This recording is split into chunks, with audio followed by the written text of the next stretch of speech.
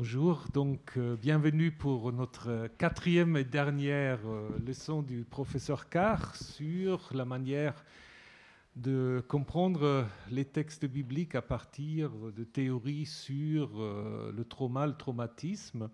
Et aujourd'hui, après avoir parlé, mais je crois qu'il va vous le résumer aussi un peu, après avoir parlé de l'époque assyrienne, l'époque babylonienne et perse, nous allons maintenant nous avancer quelques siècles plus tard vers l'époque romaine et une tentative de comprendre la naissance du christianisme à côté du judaïsme aussi comme une sorte de reflet face à une expérience traumatisante de l'Empire romain. David. Merci beaucoup, Thomas. Bonjour, mesdames et messieurs. Le but de cette leçon est assez ambitieux. Je souhaite expliquer en 45 minutes environ, plus quelques résumés français de Thomas Römer, les origines du judaïsme et du christianisme comme différentes réactions juives au traumatisme romain. En raison des limites du temps, je ne vais pas répéter mes définitions antérieures du traumatisme et la description de ses effets. À lieu de cela, je commencerai par une brève description de la destruction romaine du Second Temple et de la plupart des types de judaïsme du Second Temple. Et je décrirai comment le judaïsme et le christianisme ont émergé comme les réponses différentes à ce trauma imposé par Rome. Avant cela, il y avait divers types de judaïsme et de groupes juifs. Sadducéens, pharisiens, esséniens, gnostiques, diverses formes de révolutionnaires, des disciples de Jésus comme Paul ou Pierre et d'autres.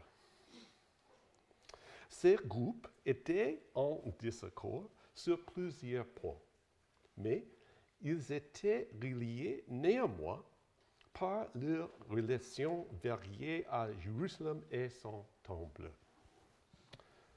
Après ce traumatisme romain, seules deux branches principales de cette matrice religieuse ont survécu.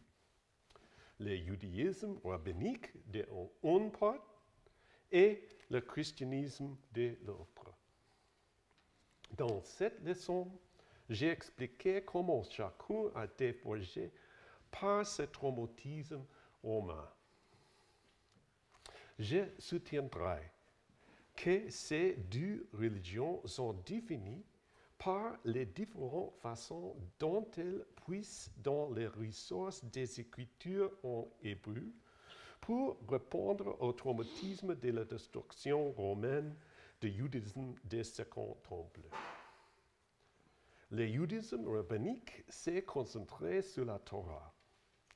Il s'est concentré particulièrement sur la vision exilique de la Torah d'Israël en tant que peuple élu qui était séparé des peuples étrangers autour de lui. Le mouvement de Jésus a également valorisé la Torah.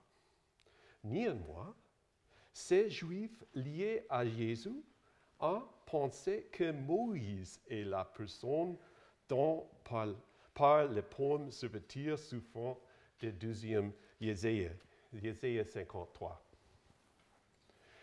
Les Juifs qui suivaient Jésus utilisaient cette image de Moïse comme un serviteur souffrant pour comprendre le sens de l'exécution de Jésus par les Romains. Cette image de Moïse a également aidé ces mouvements de Jésus à interpréter la persécution romaine de leur mouvement. À la fin du 1er siècle ou début du 2e siècle, le judaïsme rabbinique est reconnu par Rome comme un judaïsme légitime. À peu près au même moment, Rome définissait indirectement les membres du mouvement de Jésus comme un nouveau groupe non juif. Les Romains se moquaient les disciples de Jésus, les considéraient comme des rebelles et les appelaient chrétiens plutôt que juifs. Finalement, ces juifs qui ont suivi Jésus en sont venus à embrasser leur identité en tant que religion distincte, non juive. En effet, ils ont adopté pour eux-mêmes le terme romain péjoratif des chrétiens et on revendique leur statut de véritables héritiers des Écritures hébraïques et de leurs promesses. Alors, en anglais. So let me turn now to the Roman destruction of Jerusalem, its temple, and any form of Judaism that was focused on either. Like the earlier Babylonian destruction of Jerusalem and its first temple, which I discussed in earlier lectures, this Roman devastation of Second Temple Judaism was explosive and haunting in a way that qualifies as technically traumatic, not just painful. Now, as in the Babylonian destruction, this Roman obliteration of Second Temple Judaism was a longer process that later came to be seen in a single event. But before I launch into this, please click. Oh, okay. Before I launch into this, I need to make a couple of notes about how Rome viewed Judaism before this crisis happened. Can you click through to the rest of the slide? There we go. That's what I need. Thank you. Because before this point, Rome gave Judaism a special exception to the Roman requirement to worship imperial gods and other gods. Judaism was recognized as an ancient religion, and so Jews were allowed to continue their monotheistic religion and not worship imperial gods as long as they did not try to convert anyone else to their monotheistic perspective. So in a sense, Judaism, from the Roman perspective, was viewed as legalized atheism, as long as it stayed a non-missionary movement. This becomes important later as we discuss developments. But let's turn now to what happened to this difficult, complicated agreement between Rome and Judaism. And one of the first elements in the crisis was an increasing conflict between Palestinian Jews and a series of very incompetent Roman governors who were appointed, it seems, largely on the basis of their patronage and never are heard again after they are governors of Palestine.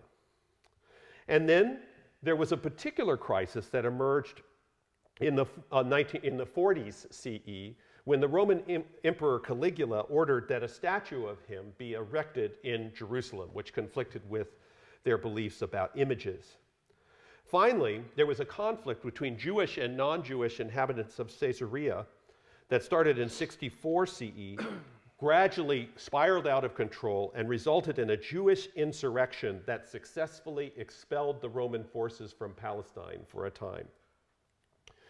Emperor Nero dispatched 3 Roman legions to quell the rebellion, and they succeeded in retaking most of Palestine at the time.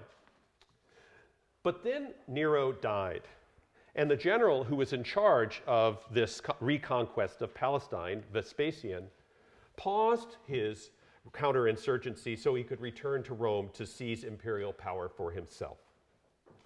Once he was made emperor, he commissioned his son, Titus, to return to Palestine in March of 70 CE to finish the job of quelling the Jewish rebellion. Eager to make Jerusalem an example, Titus did not merely lay siege to the city and starve the rebels out. Instead, he set the full power of his Roman legions into a frontal assault on the city, seizing it quickly at the cost of the lives of many Roman soldiers. Now, we should be clear that this was not a purely local affair, not just limited to Palestine. Already, the Jews' successful expulsion of Roman forces from Palestine was a threatening challenge to the reputation Romans had for being invincible. And because the quelling of this rebellion came at the outset of the Emperor Vespasian's rule, his destruction of Jerusalem was taken by his reign as a founding moment in his entire dynasty. It signified the awesome military power of Rome and the awful fate that would happen to anyone who dared defy it. Thus, the destruction of Jerusalem was not just a calamitous, painful event.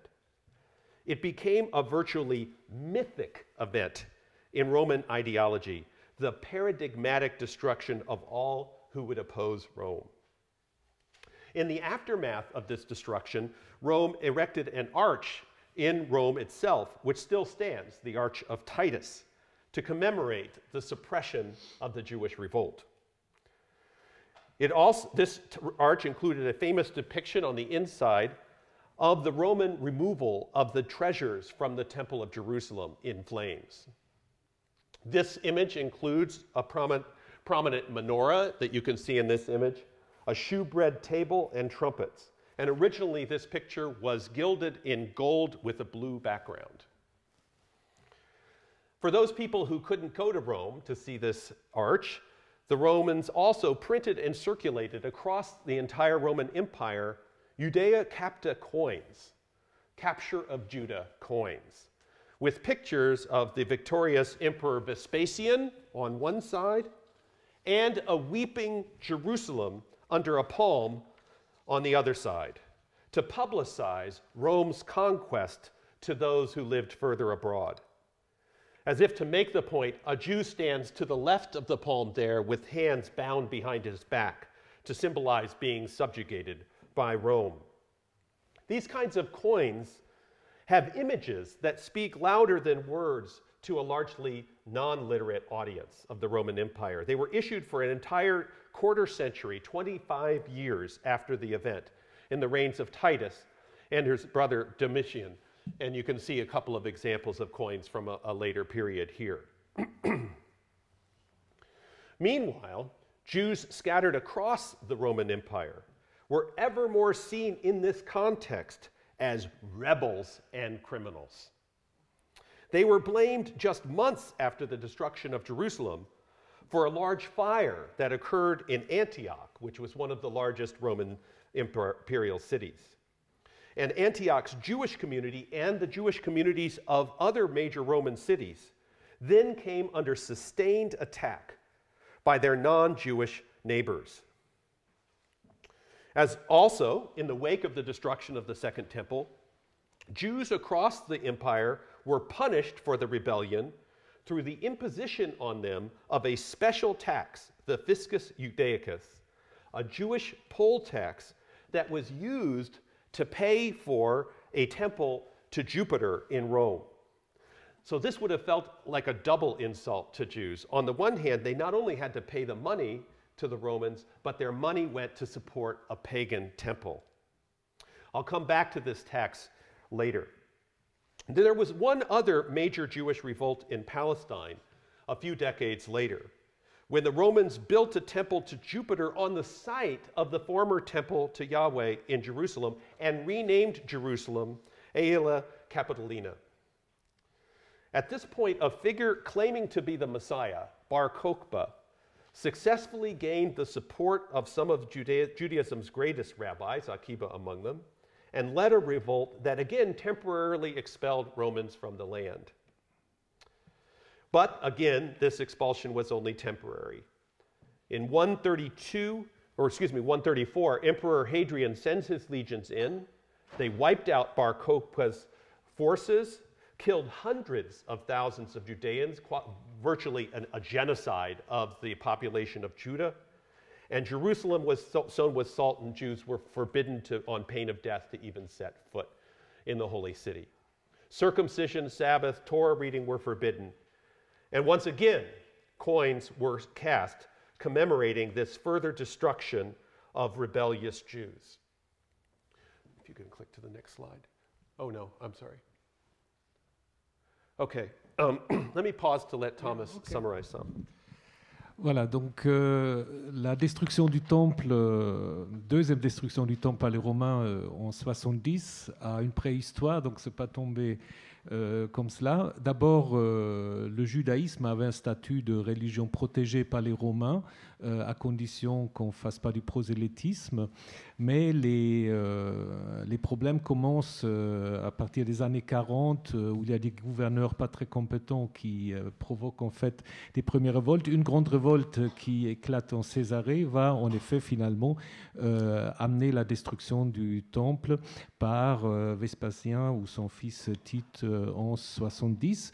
C'est un événement que les Romains ont utilisé non pas simplement comme un événement local, mais aussi pour montrer en fait leur puissance et l'ont en effet publié partout. Donc vous avez vu les images de l'arc de Tite à Rome avec la menorah qui était donc déportée du temple, mais aussi dans les monnaies qui circulaient. Et ces monnaies servaient aussi plus tard donc à demander aux Juifs de payer une taxe spéciale qui servait à financer un temple de Jupiter, ce qui était évidemment un double insulte, d'abord un impôt spécial juif et puis pour financer un temple de Jupiter. Et lorsque ce temple a été détruit dans les années 90, ça provoque en fait ensuite la révolte de Bar Kokhba, suite à laquelle en fait il y a de nouveau donc une intervention très dure des Romains qui maintenant en fait interdisent la circoncision, l'exercice de la religion juive et considèrent maintenant les Juifs comme étant les rebelles responsables de tous les maux qui peuvent arriver à l'Empire. Merci. So, as you can imagine, this entire process was devastating to Jews and Judaism across the Roman realm. A major part of the populace of Judaism, both inside and outside Palestine, died. In addition, Jerusalem and its temple, which had served as a central orientation point for the diverse forms of Judaism during this period, was gone. In the post-temple age, Jews were united pretty much only by their adherence to the Torah, a common ethnic heritage, and their common obligation to pay the Roman fiscus judaicus temple tax. Not only that, but Jews during this period now bore the intense hostility of their neighbors for their Judean identity. These Jews now were symbols of a failed rebellion against Rome. They were arsonists, they were atheists, denying the imperial and other gods. Yet, there was a core of Jews who began to build a new Jewish identity that could survive even this catastrophe. Ironically enough, they appear to have been centered in a little town, Yavne, where the Romans had settled defectors from the first major revolt of Judah against Rome. Among these defectors from the Jewish revolt were some Pharisaic rabbis who became the founders of contemporary Judaism. This rabbinic academy, started at Yavne, represented a new way to seek Jewish identity in a world where anti-Roman war and party divisions in Judaism had proved disastrous. Where once Jews had the temple and the Sanhedrin as orientation points, now there was this academy of sages deliberating over the central matters of Jewish practice. And these rabbis, these wise ones, did not exclude any Jew on principle from their discussions. The only ones that they pronounced judgment on were Jewish groups called minim by the rabbis that refused to participate in the discussion or submit to the group opinions in that discussion on Jewish legal matters. Thus, in this way, was founded a tradition of rabbinic learning that started quite small, but embraced much of Judaism in the Holy Land within a couple of centuries, and expanded out to include surviving Jewish communities in the diaspora as time went on. This emergent rabbinic academy developed a post-temple form of Judaism that could survive the loss of the temple and expulsion from Jerusalem. In this, the rabbis continued and expanded on the religious innovations begun by their ancestors in Babylonian exile, covered in my last two lessons. Earlier, the Judean exiles in Babylon had been forced to develop a form of communal life that was no longer state-oriented, that didn't require a king or a land. They came to understand themselves in exile in Babylon, and here again I'm stepping back a number of years, to understand themselves as a holy, pure people, a priesthood among nations, bound by rules of purity that at one time had only applied to priests. This non-monarchical priestly vision of Israel, found in the trauma-shaped Pentateuch, was the model that helped the rabbis in the Roman period reshape Judaism in the wake of the destruction of the Second Temple. And the result of their deliberations was Judaism as we now know it. This Judaism, of course, had now shifted its idea of Scripture, because not only did the Pharisees and other wise ones in this period affirm the Hebrew Scriptures, but they began to compile a new set of secondary scriptures based on their oral deliberations, but eventually written down as the Mishnah and the Tosefta and the two Talmuds and so on. And these written rabbinic texts came to play as important or more important a role in guiding Jewish life in terms of legal stuff as the Tanakh originally had. In retrospect, the founders of Judaism in this period look like giants. The tradition they set in motion encompasses libraries of volumes, and of course their Jewish heirs number in the millions. But this impressive tradition has its roots in a handful of scholars and their followers working in Yavna and then other Babylonian and Palestinian communities. These scholars had little to work with at the time other than their mastery of Jewish biblical and other traditions that had been formed in the crucible of centuries of trauma. Eventually, the rabbinic Judaism founded in the wake of the destruction of the Second Temple embraced thousands and millions of people and survived centuries more of brutal persecution. A very resilient religious tradition forged in this period. Let me pause again.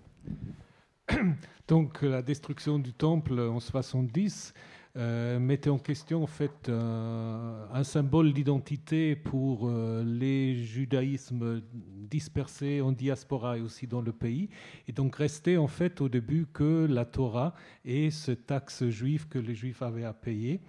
La réponse à cela, ce sera en fait le judaïsme tel que nous le connaissons, à savoir une sorte d'académie des pharisiens qui va être fondée à Yaphné, en Galilée, où d'abord un tout petit groupe de ce qui vont devenir les rabbins se réunissaient et commençaient en fait pas simplement à compiler les textes bibliques, mais en fait d'inventer de nouveaux textes qui interprétaient ce texte qui était eux aussi le résultat d'un trauma, en y ajoutant d'autres, ce qu'on va appeler plus tard la Torah orale, la Mishnah, Tosefta, les Talmuds, etc. Donc en fait, c'est la naissance du judaïsme tel qu'on connaît, d'abord à Yaphné en Galilée, mais bien sûr aussi dans d'autres endroits, notamment à Babylone. Donc bien sûr, après, ça va être l'identité pour des milliers de personnes, mais à l'origine, c'est l'œuvre d'un tout petit groupe de quelques intellectuels savants qui ont trouvé refuge dans ce petit ville de Yaphné. Merci. All right. So meanwhile, as I mentioned in my initial summary, there was another form of Second Temple Judaism at the time. It was a group of Jews initially gathered around Jesus of Nazareth, who is later publicly executed by the Romans as an insurrectionist Jewish leader. These followers of Jesus were all initially Jewish, including the Apostle Paul, who was an observant Pharisaic Jew. Now, of course, I need to emphasize here that for this group of Second Temple Jews, even before the destruction of the Second Temple, there was an earlier trauma. And that was the public, humiliating, stripping, torture, and public execution of Jesus, their founder, accused of rebellion against Rome. Now, in viewing the Roman execution of Jesus on the cross, we must be clear on what crucifixion was used for by the Romans. Crucifixion was not just a means of inflicting terrifying pain on an individual. In many, if not most cases, the Romans attempted to suppress rebellious movements by publicly torturing, humiliating, and killing the leaders and key members of such rebellious movements. Thus, a cross was not just painful and deadly for the person killed, of course it was. It was a way that the Romans tried to ensure that no one ever followed that person again. And it's important then to understand this as a context for the impact of the crucifixion on the Jesus movement, a Jesus movement before there was Christianity. The Roman crucifixion of Jesus qualified for that tiny group of Second Temple Jews as a traumatic event that they needed to find a way to process. And indeed, like Jews dealing with suffering at various stages in this process, these Jesus followers used the resources of the Hebrew Scripture, especially the Song of the Suffering Servant, which itself was formed amidst an earlier trauma, to reinterpret the Roman execution of Jesus as part of a larger narrative of death and resurrection. For them, Moses was the original suffering servant. So they brought the Moses tradition together with the suffering servant song and put it together and saw Moses as dying at the edge of the land on behalf of his people so that they could enter the land.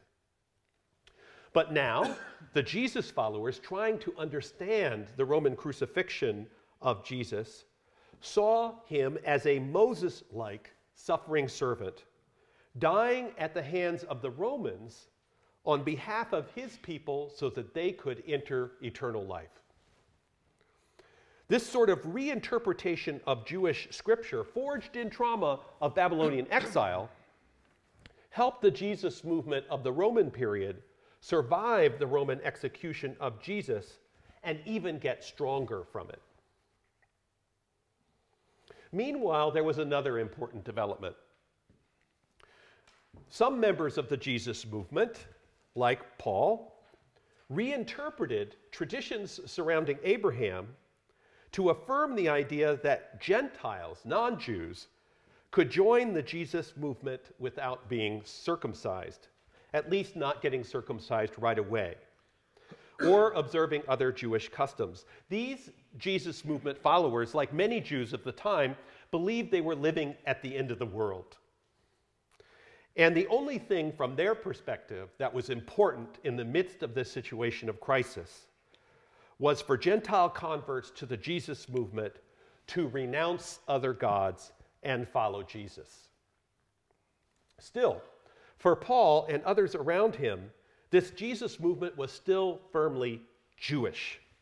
Indeed, they argued with their fellow Jews that their form of what might be termed Jesus Judaism was more faithfully Jewish than Pharisaism or other competing movements. So there's a competition in this first century over who gets to be called truly Jewish.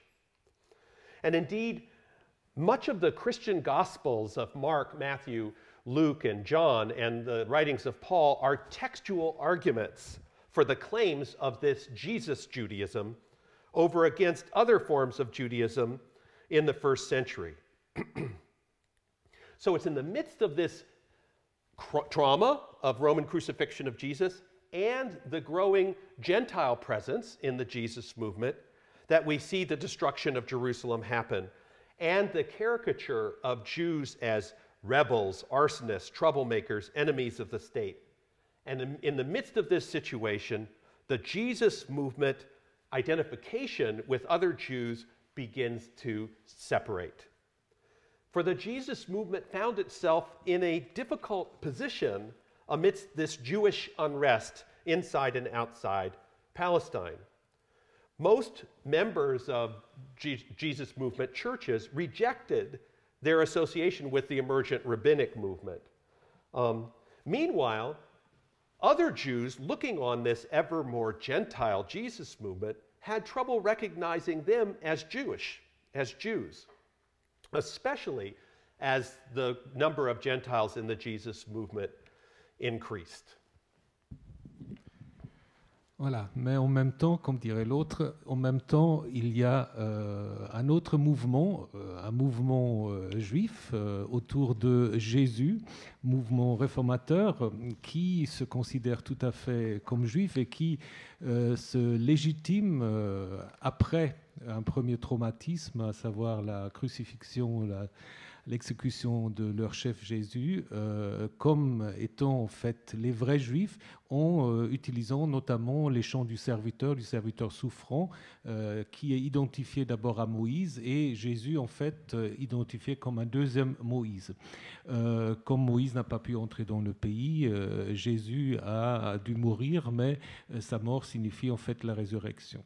Les gens autour de Jésus, comme aussi Paul, et bien encore les évangélistes, ou certains évangélistes, en fait, présentent en fait ce groupe autour de Jésus comme étant le vrai judaïsme, un judaïsme très marqué par l'idée apocalyptique d'une fin du monde imminente, et donc aussi par une ouverture aux païens, avec l'idée que la circoncision, par exemple, n'est pas nécessaire pour faire partir de ce mouvement de Jésus. La séparation, en fait, avec le judaïsme va être accélérée par la destruction du temple, puisqu'à ce moment-là, comme nous l'avons vu, les Juifs sont considérés comme étant des révoltés, des rebelles hostiles à l'Empire romain. Et du coup, ce groupe autour de Jésus va de plus en plus se distancer du judaïsme traditionnel. Merci. So already I've discussed ways in which Jesus movement Judaism was beginning to separate, at least in certain places, from other forms of Judaism. But this could happen more or less at different places and could be a very random process. But there were a set of events that led to a more broad and decisive separation of Jesus Judaism from other forms of Judaism. And it has to do with the changing Roman attitude toward the Jesus movement. Because the Romans didn't like the Jesus movement at all. Indeed, Jesus Judaism, as I'm calling it, represented for the Romans a particularly toxic, poisonous form of Judaism. Unlike other forms of Judaism, and this is where we get back to what I said about legalized atheism, unlike other forms of Judaism, the Jesus movement focused on converting Gentiles away from worship of former gods. Moreover, its founder, Jesus, was known to have been executed as an insurrectionist by the Romans. And we see these associations come together in the quote that is up here in the PowerPoint from the Roman historian Tacitus, who writes from the early half of the 2nd century. He's writing about the scapegoating of Christians by Nero in 64 CE, also related to a fire in Rome, where he says, Nero substituted as culprits and punished with the utmost refinements of cruelty a class of men loathed for their vices, whom the crowd styled Christians. Christus, the founder of the name, had undergone the death penalty in the reign of Tiberius by sentence of the procurator Pontius Pilate. But the pernicious superstition was checked only for a moment, only to break out once more, not only in Judea, the home of the disease, but in the capital itself, where all things horrible or shameful in the world collect and find a vogue. End of quote. So Tacitus is writing, of course, as I said, from a later period, the early 2nd century, when the term Christian was starting to be used for the community of Jesus followers. Actually, the term Christian only appears once in the New Testament. Usually they call themselves members of the way or that kind of thing. And Tacitus' use of his term then is anachronistic. But his comments well illustrate the developing Roman attitude toward Jesus Judaism as a pernicious superstition, founded and named after a convicted and executed anti-Roman insurrectionist. The concept of Christianity as a disease in this quote might be imagined as, to use a cancer analogy, malignant monotheism.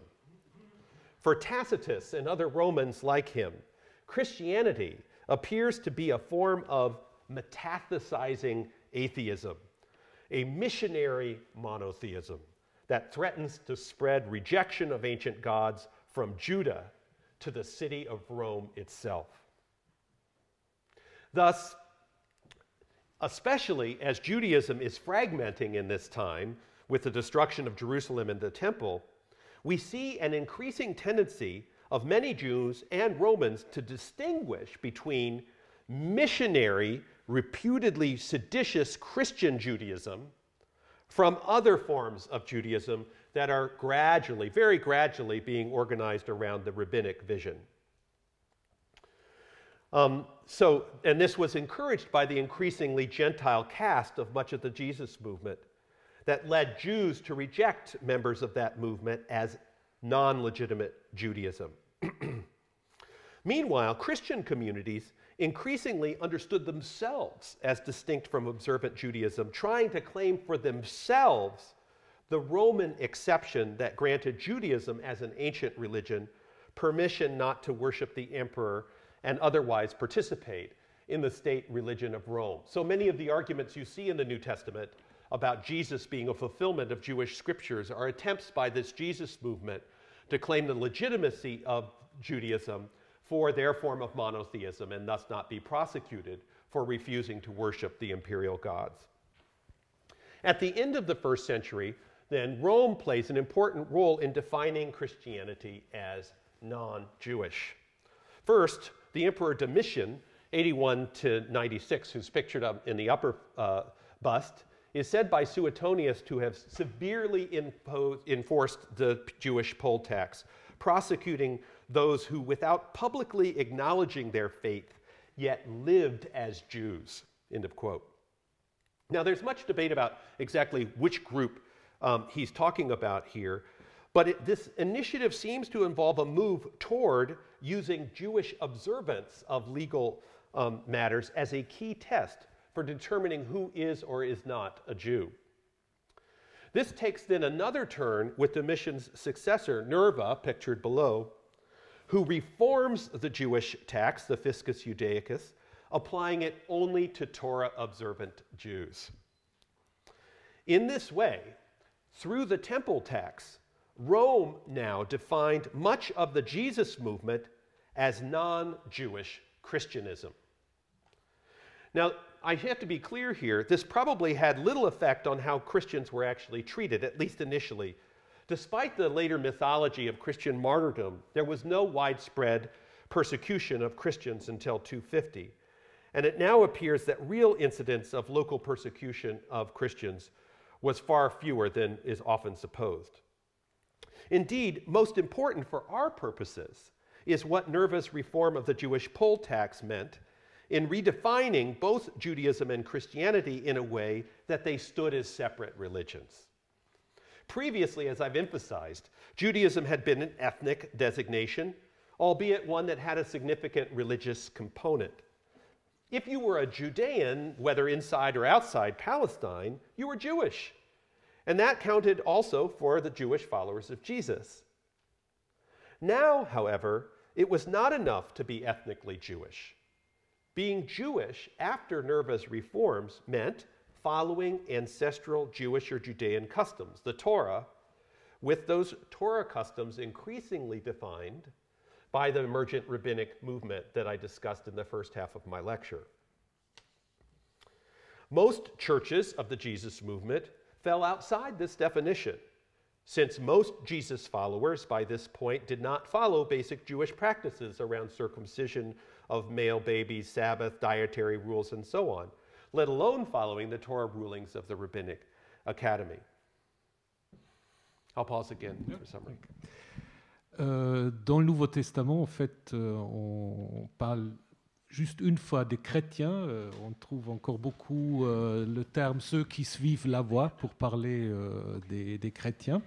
Donc, pendant un moment, le mouvement de Jésus voulait être en effet reconnu comme étant juif. Et beaucoup de textes dans le Nouveau Testament, lorsque Jésus dit qu'il faut payer les taxes à César, où on insiste sur le fait que Jésus est venu pour accomplir la Torah, c'est en effet à comprendre comme une tentative en effet d'être reconnu comme faisant partie du judaïsme. Le problème pour les Romains, c'est surtout que c'est un judaïsme missionnaire et qui en fait veut détourner du culte de l'empereur et du culte des divinités romaines. Et c'est ça qui va poser les premiers problèmes avec les Romains. Il faut aussi rappeler, comme le fait le professeur Carr, que la vision traditionnelle des grandes persécutions est sans doute largement exagérée. On n'a pas vraiment des traces avant 250 et même après, il semble que les persécutions soient moins importantes qu'on le pense.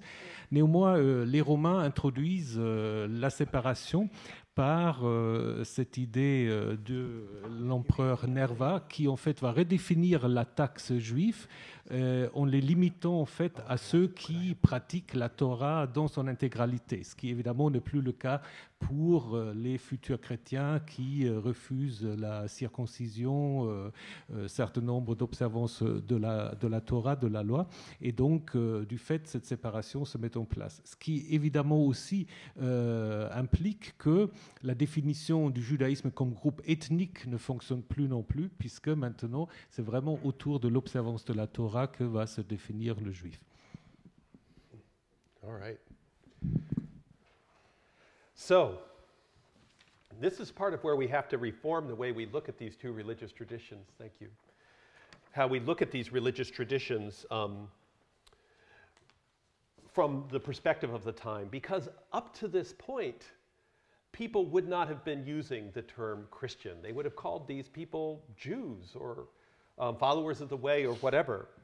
It's right around this time, the late first century, early second century, that we first see appear in datable texts the use of the term Christian to refer to these followers of Jesus, these Second Temple Jesus Jews. And this designation, as I've said, appears to be a term of derision, of insult, used by pagans to link Jesus followers to their criminal founder, Jesus.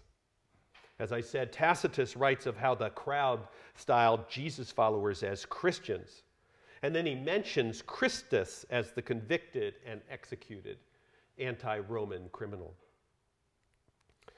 The letter 1 Peter 4:16, a late first century text, stresses that if any of you suffers as a Christian, do not consider it a disgrace, but glorify God because you bear this name. End of quote. So this late first century comment in this letter seems to be answering a concern in the community that there might be a disgrace in bearing this term Christian.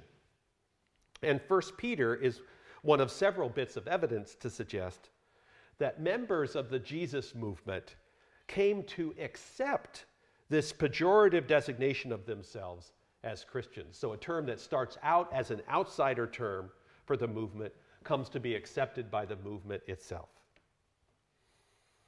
Now, scholars of the New Testament, I realize at this point I'm summarizing a lot of stuff quite quickly, and especially for this lecture, but also for the others, I had this handout, which I think you all have, right? Which has some bibliography that summarizes some of the stuff I'll go over quickly here. But New Testament scholars are agreed that the Gospels of the New Testament were written at the close of the first century, so decades after the time of Jesus, or soon after, responding to the situation of the Roman destruction of the temple and of Second Temple Judaism. And in this last section of my lecture, I want to take a brief look at one text from the New Testament, the Gospel of Mark, which was likely written in the wake of that temple destruction.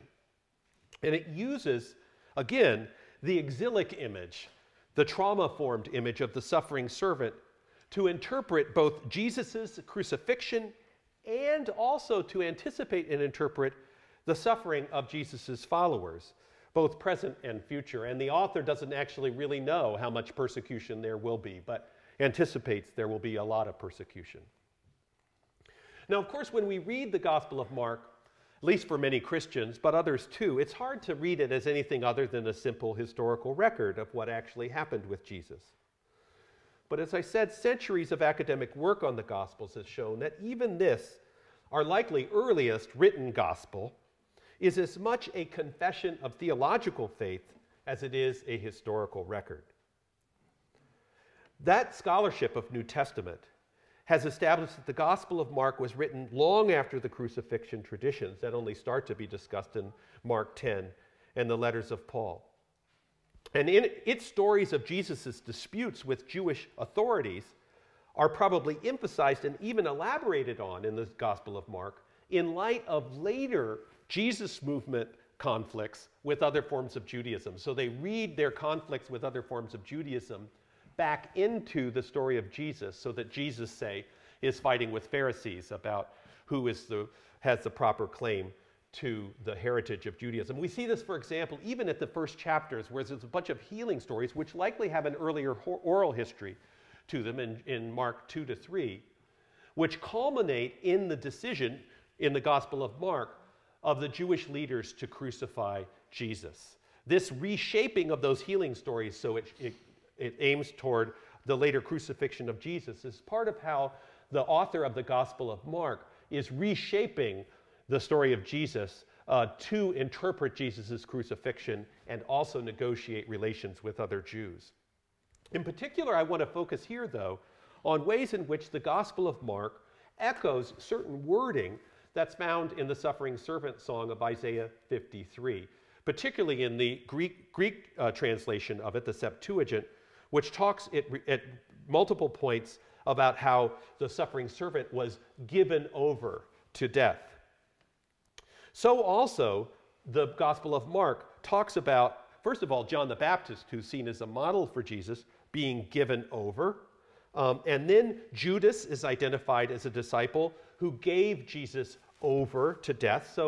And then finally, Jesus himself in Mark 9:31 predicts to his disciples that he will be handed over, given over to death. In all these ways, the Gospel of Mark puts into Jesus' mouth and into other descriptions of characterizations of Jesus as a suffering servant-like figure who's given over to death. But most importantly, the author of this late first century gospel tells the story of Jesus so that Jesus' death is part of a broader story of the destruction of the Second Temple and future persecution of Jesus' disciples. So when Jesus predicts his own death, he calls on his disciples to take up their cross and follow him. And then his description of the destruction of the Second Temple includes the admonition that is quoted up here. Now here again, we have to be aware this is a late first century author placing words into Jesus' mouth that anticipate a destruction of the Second Temple that his readers know about. He says to his readers, "Be on your guard. You will be handed over to Sanhedrins. You will be beaten in synagogues. You will be brought before governors and kings for my sake as evidence to them, since the gospel must be proclaimed to the nations. And when you are to be handed over," hear this language of suffering servant. Now the followers of Jesus are becoming the suffering servants. "When you are taken to be handed over, do not worry beforehand about what to say. No, say whatever is given to you at the time comes, because it's not you who will be speaking, but the Holy Spirit. Brother will betray brother to death, and a father his child, and children will come forth against their parents and have them put to death. You will be universally hated on account of my name. But anyone who stands firm to the end will be saved. I don't know if you could hear in this quote various echoes of the dynamics I've been talking about before. The emergent conflict between Jesus Judaism and other forms of Judaism, the possible persecution that these Jesus Jews were afraid would happen in the wake of the destruction of the Second Temple, and in particular, this increasing idea that members of this movement are known by the name Christ of their criminal founder, but have taken on that designation for themselves. In the wake of this, sort of marks Jesus predicting this late Second Temple period in chapter 13 of the Gospel of Mark. We then see in chapters 14 to 15 of Mark the description of Jesus' gradual betrayal and eventual crucifixion. So where early Jesus traditions saw Jesus' death on analogy with that of Moses and the suffering servant, this is something the author of Mark already had. The author of Mark's Gospel now takes Jesus' death at the hands of Roman authorities as the first example of suffering like the suffering servant, one that then anticipates his followers' destiny to follow him in that path and become suffering servants themselves in the midst of the end of the world. So, thus we see two religions emerge from the early Judaism that preceded Roman trauma: Rabbinic Judaism and an increasingly Gentile Christianity. Let me pause before I conclude, though, and let Thomas talk about what I've covered so far. Donc le terme chrétien était d'abord un terme, d'après ce qu'on sait, péjoratif donné par d'autres à ce groupe autour de Jésus, qui ensuite a été adopté. C'est aussi une manière en fait de gérer le traumatisme, en reprenant ce terme péjoratif, en le prenant comme un terme en fait de gloire. Si on regarde maintenant l'évangile de Marc, donc tous les évangiles présupposent déjà la destruction du temple. On voit là une nouvelle stratégie en fait par rapport à ce qu'on a pu voir avec le mouvement de Jésus qui avait d'abord compris le serviteur souffrant comme se référant à Jésus. Maintenant, en fait, ce que va faire l'auteur de l'évangile de Marc, il va mettre en parallèle en fait les deux événements traumatisants, à savoir la mort de Jésus et la destruction du temple de Jérusalem. C'est-à-dire, elle va lier les deux et il va voir dans la mort de Jésus une sorte de anticipation en fait de la destruction du temple. Donc il faut vous rappeler que beaucoup de textes dans l'évangile de Marc, évidemment, ne reflètent pas des événements de l'époque de Jésus, mais reflètent en fait déjà les conflits entre ces futurs chrétiens et d'autres groupes du judaïsme. Donc lorsque Jésus discute avec les pharisiens ou les sadducéens, en fait, ça reflète des discussions et des conflits au moment où l'évangile de Jean est mis par écrit. Merci beaucoup. Before I finish, I just want to say I've always appreciated Thomas as a wonderful scholar, innovative, revolutionary, bridge builder, but I do have a new appreciation now for you as an exegete, having listened to me and so nicely summarized what I have to say over and over again in such beautiful, crisp, clear ways. In some ways, I feel like you could just give the lecture. So thank you so much. So we conclude here with two religions that emerge out of the destruction of the Second Temple. Rabbinic Judaism is built on concepts of holy peoplehood of Israel that originated in Judah's earlier exilic and post-exilic trauma. And this vision of Rabbinic Judaism proved amazingly resilient, not just in the face of Roman trauma, but in helping the Jewish people confront and survive centuries of later Gentile persecution of Judaism. Meanwhile, the Gentile church proved increasingly successful in its missionary efforts. Just a tiny little group of Second Temple Jews eventually grew to become a substantial portion of the late Roman Empire, significantly larger in number than Rabbinic Judaism and any other forms of Judaism that survived the Jewish wars. And in this sense, Rome was right to fear Christianity might end up replacing traditional local and imperial religion. In time it did. By 380, Christianity was declared the official religion of the Roman Empire. And then the power of the Roman state that had once been used to try to eliminate Christian atheism was turned against non-Christian cults that the Christian monotheism rejected. Now, in the midst of this time, Judaism, as it had before, enjoyed the uneasy protection of its status as a tolerated religion in this now Christian version of the Roman Empire, even as Jews remained vulnerable to local disturbances. Interestingly enough, monotheism took different forms in these two religions as well. On the one hand, within Rabbinic Judaism, because it was a non-missionary religion, there was an explicit toleration of the idea that other people worshipped other gods. Christianity, on the other hand, ended up enforcing a harder version of God-rejecting monotheism. Not only did it insist on its converts disassociating themselves from any form of worship of other gods than the God of Israel, but when it became the religion of Rome, it began to suppress all forms of non-Jewish religion. And although this suppression was not immediately successful, but it only affected areas covered by the severely reduced late Roman Empire. But be that as it may, the religious world of the West, the ideological world of the West, is a product of these massive shifts.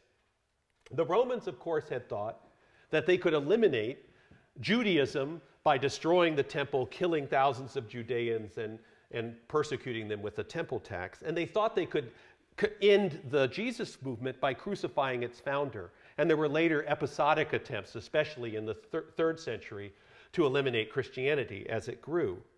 But all these efforts, all the bloodshed and communities destroyed, did the opposite of what Rome intended. And out of all of the trauma came these two religions, Rabbinic Judaism and what came to be termed Christianity.